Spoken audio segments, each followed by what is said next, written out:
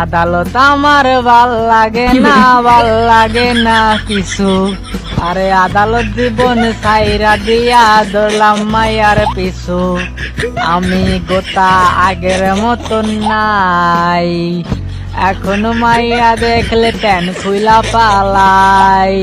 আমি গোটা আগের মতন নাই, এখন আদালত দেখলে প্যান খুইলা পালাই।